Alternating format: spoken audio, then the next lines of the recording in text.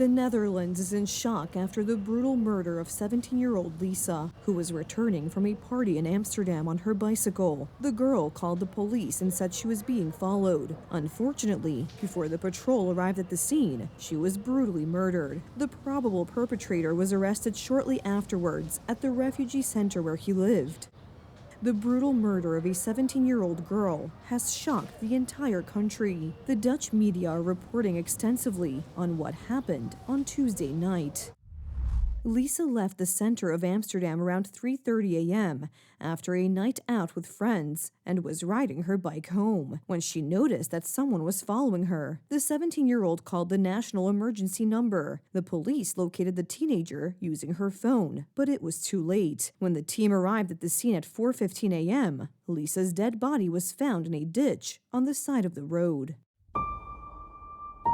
The teenager was brutally murdered. The perpetrator is a 22-year-old man. The authorities and media have not disclosed his ethnicity, but it is known that he was detained by the police at a refugee center where he was living illegally. He is suspected of 2 other violent sex crimes.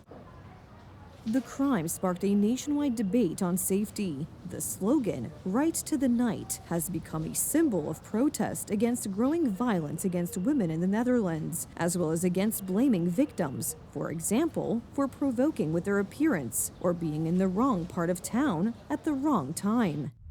We all have 24 hours in a day, 24 hours that we can use however we want, wherever we want. Meanwhile, in the United Kingdom, protests are sweeping through many cities, including London, Liverpool, and Newcastle, against the state-funded hotel accommodation of tens of thousands of asylum seekers. Regular protests have also been held outside the Bell Hotel in Epping, Essex, after an asylum seeker staying there was accused of sexually assaulting a 14-year-old girl. The government in London is legally obliged to accommodate asylum seekers in hotels, which in recent years has generated increasing costs and met with increasingly strong criticism.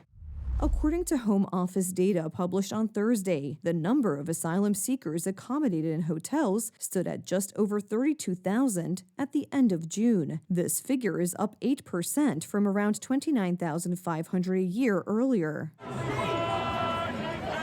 This is a discussion about costs, but also about internal security. A similar discussion is also taking place in the United States. After sending the National Guard to fight crime in Washington, D.C., it is now to be sent to Chicago for the same purpose. So, I really am honored that the National Guard has done such an incredible job working with the police. And we haven't had to bring in the regular military, which we're willing to do. We have to. And after we do this, we'll go to another location and we'll make it safe also. We're going to make our country very safe. We're going to make our cities very, very safe. Next year, the European Migration Pact is to come into force in Poland. The costs associated with accepting illegal migrants are currently estimated at nearly 1.5 billion zloty. At the same time, Poland is already seeing an increase in organized crime and crimes committed by foreigners.